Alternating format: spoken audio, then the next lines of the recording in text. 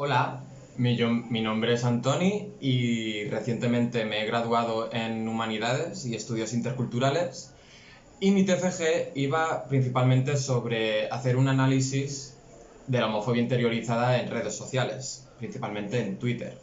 Pero lo que yo quisiera tratar en este vídeo es una reflexión sobre el análisis interiorizado de la comunidad principalmente gay. Entonces, Vale. Lo que... El motivo por este trabajo es porque la conducta dentro de la comunidad gay no ha sido un tema de explotación muy investigado tampoco, y también, sobre todo en los países de habla hispana, no como en los países de habla inglesa, donde sí se ha profundizado un poquito más. Entonces, mi trabajo consiste un poco en investigar la homofobia y con la relación con el machismo. En segundo lugar, la homofobia interiorizada, siguiendo de la plumofobia y la pasivofobia. También la homofobia interiorizada y lo que produce, que es el trastorno de estrés postraumático. Y seguidamente también la investigación sobre el hombre gay en redes sociales como en Twitter.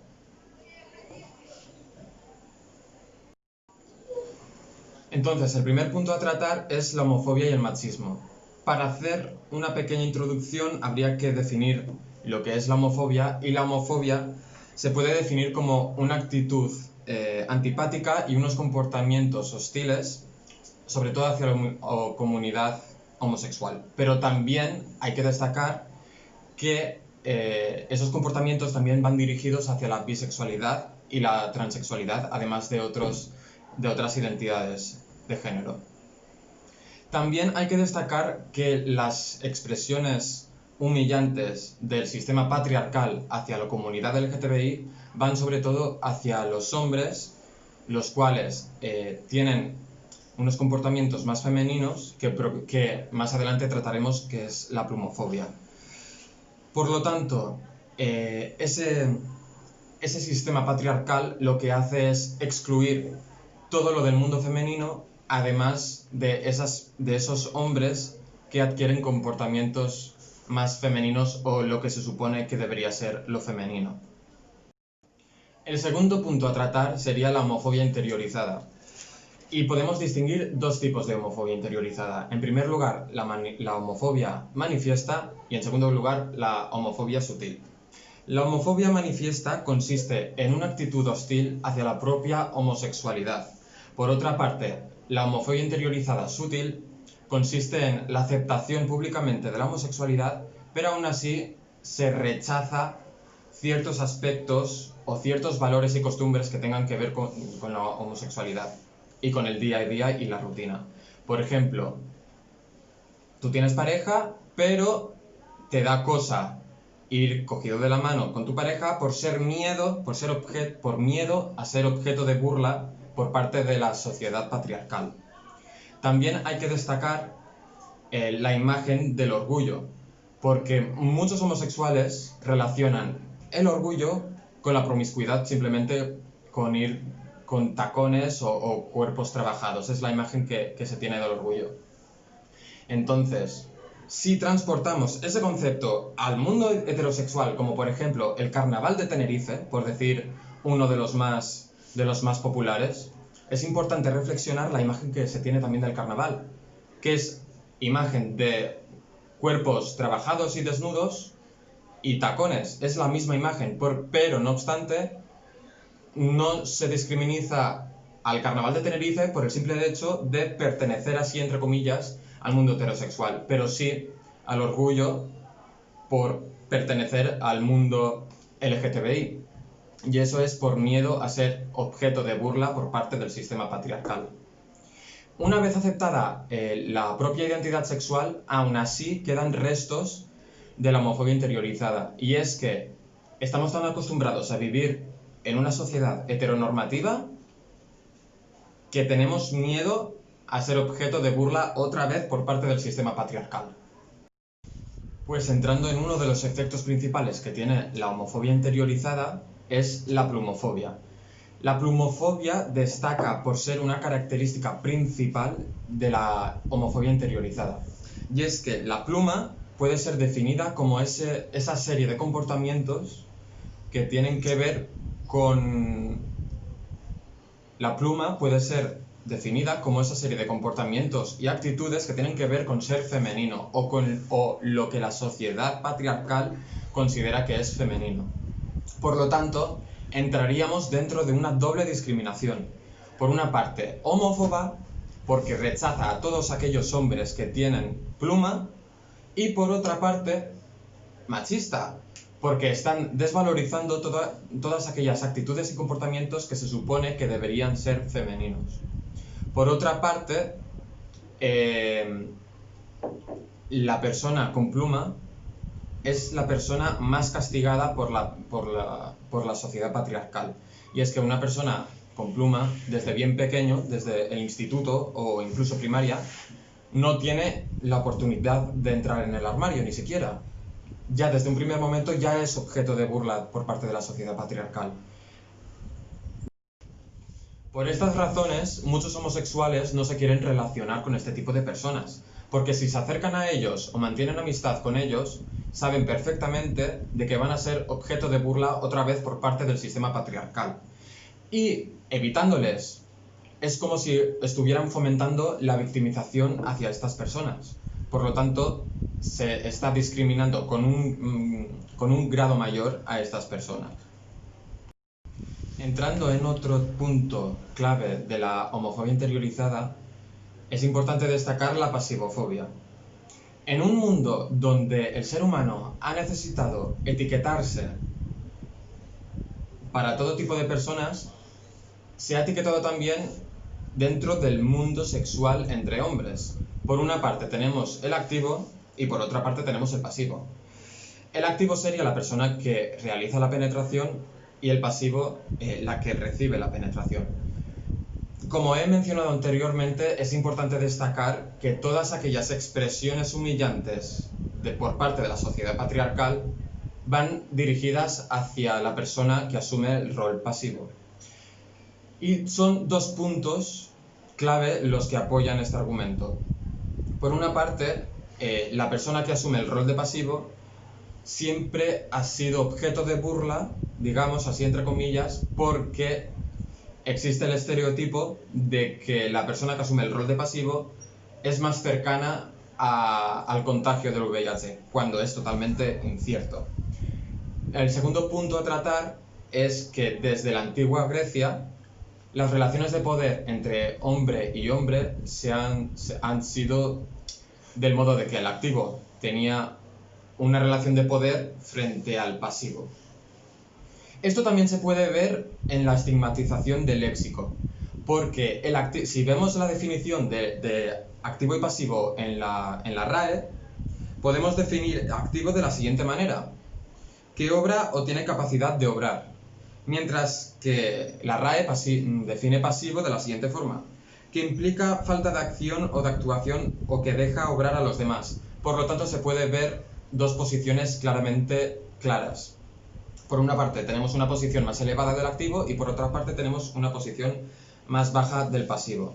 Esto también se puede ver en otros idiomas, como es el inglés, que utilizan las expresiones top y bottom, donde se puede definir la palabra top como la parte más alta de algo y bottom la parte más baja. Entonces, otra vez se está posicionando de una forma más elevada al top que al bottom. Por lo tanto, ya se está discriminando a lo que es la persona que asume el rol de pasivo. Además, si comparamos el sexo entre dos hombres con el sexo heterosexual, el que recibe la penetración sería la mujer. Por lo tanto, otra vez se está mermando la posición de la mujer. Entonces, entraríamos dentro del concepto falocentrismo, es decir, la persona que utiliza el falo es la encargada de dirigir la práctica sexual. Por lo tanto, otra vez se está desvalorizando la posición de la mujer y la posición del pasivo. Otro de los aspectos que hay que hablar es que es muy difícil solidarizarse con este rol, porque es mucho más fácil es mucho más fácil y mucho más bonito que una persona que reciba un halago por parte de una persona heterosexual es que te digan: ay, no pareces, eres muy masculino para parecer homosexual. Y es por lo tanto en este momento donde entra la hipermasculinidad, es decir, creerse más masculino o lo que deberíamos ser, o lo que la sociedad patriarcal considera ser masculino, y es en ese momento cuando ya rechazamos otra vez la posición del pasivo y la posición de la mujer, es decir, machista y plumofobia. El siguiente punto a tratar es la homofobia interiorizada, pero ahora vista desde el trastorno de estrés postraumático que llega de la homofobia. Y es que a lo largo de los años, a lo largo de la vida, muchos homosexuales, sean hombres o mujeres, reciben experiencias negativas por parte del sistema patriarcal, lo que provoca ansiedad, bullying y otras muchas formas de distorsión cognitiva, como pueden ser la depresión y problemas psicológicos.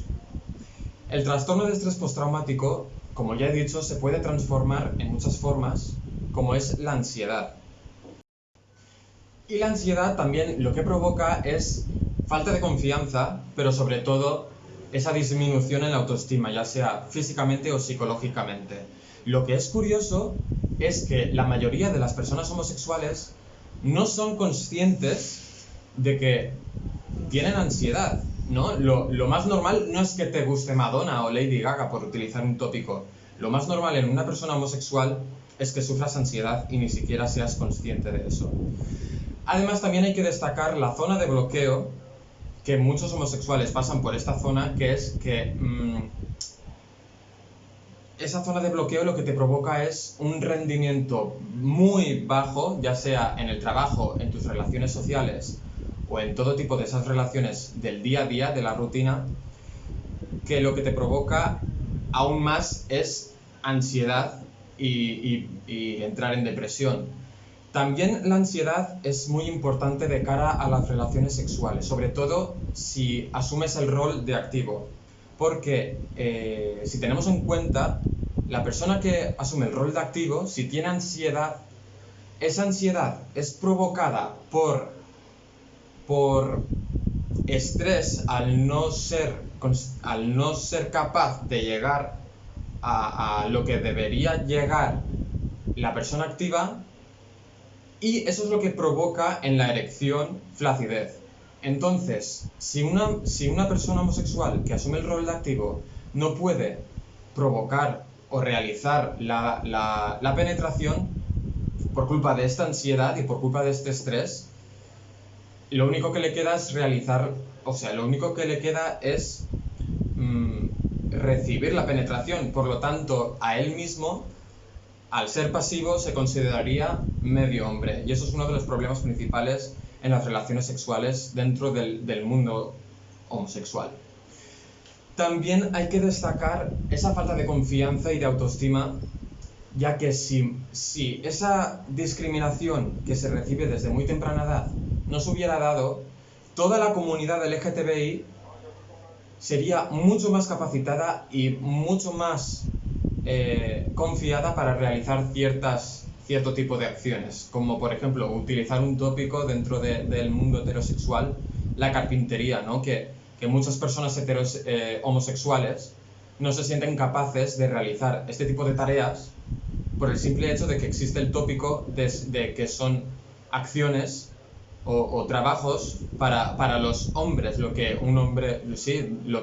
se consideraría lo que es un hombre dentro de la sociedad patriarcal. Otro punto a tratar es sobre el crecimiento emocional que la persona homosexual va adquiriendo a lo largo de experiencias y a lo largo de la vida. Y es que en un primer momento, la persona que en el futuro va a ser homosexual tiene distintas fases, ¿no? La primera fase sería la completa negación de su propia identidad sexual. Por ejemplo, se enamora de un hombre, pero sabe que en el fondo está mal, por culpa otra vez del sistema patriarcal. Pero a medida de que vaya creciendo y adquiriendo más experiencia, sobre todo emocional, llega esa fase intermedia, ¿no? Donde ya se relaciona con más homosexuales, pero también con personas del sexo opuesto. Es importante diferenciar que estas personas no son bisexuales. La persona que es bisexual sabe perfectamente que es bisexual y que puede relacionarse tanto con hombres como con mujeres.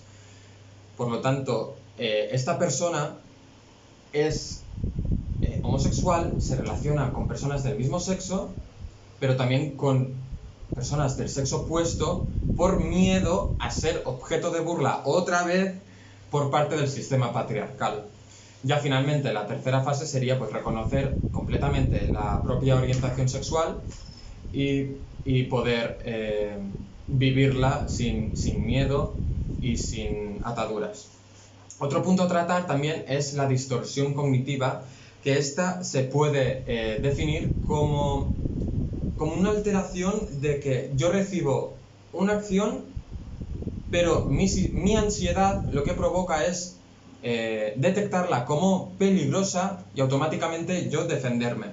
Porque además también hay que destacar que no son los homosexuales los que hacen más uso de acciones como la prostitución, ¿no? Los homosexuales no acuden a la prostitución, son más los heterosexuales los que hacen uso de la prostitución, como por ejemplo, en muchos casos, hablando de la provincia de Castellón, en la carretera nacional 340, sí que hay muchos casos de prostitución y y es de esta forma de la que tienen más acceso al sexo.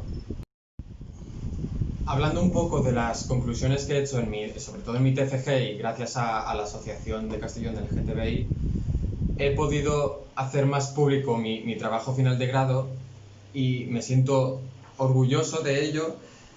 Yo me considero homosexual, abiertamente, sin ningún tipo de prejuicios, pero sí que es verdad que a lo largo de mi vida he tenido experiencias negativas por culpa de este tipo de discriminaciones por parte del sistema heteropatriarcal.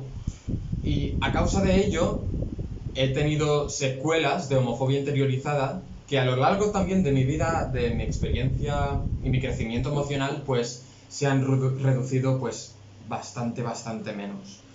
Pero es destacable que muchos homosexuales no son conscientes de que poseen homofobia interiorizada, pero por una parte homófoba, pero también por otra parte machista, porque rechazan a esas personas que poseen características o comportamientos de lo que la sociedad patriarcal debería considerar femeninos. Es por eso que considero que el colectivo LGTBI y el feminismo deberían ir, o sea, el colectivo LGTBI tiene su propio camino, el feminismo también, pero al final del camino se encuentran, porque es justamente ese objetivo, derrocar o desmontar o deconstruir lo que la sociedad patriarcal ha construido a lo largo de la historia, que es la persona homosexual masculina, blanca, el molde heteronormativo, y todo lo que no entre dentro de ese molde heteronormativo se queda excluido. Y finalmente, pues eso, muchísimas gracias por escucharme, espero que os haya gustado el vídeo, si es así dale a like y suscríbete.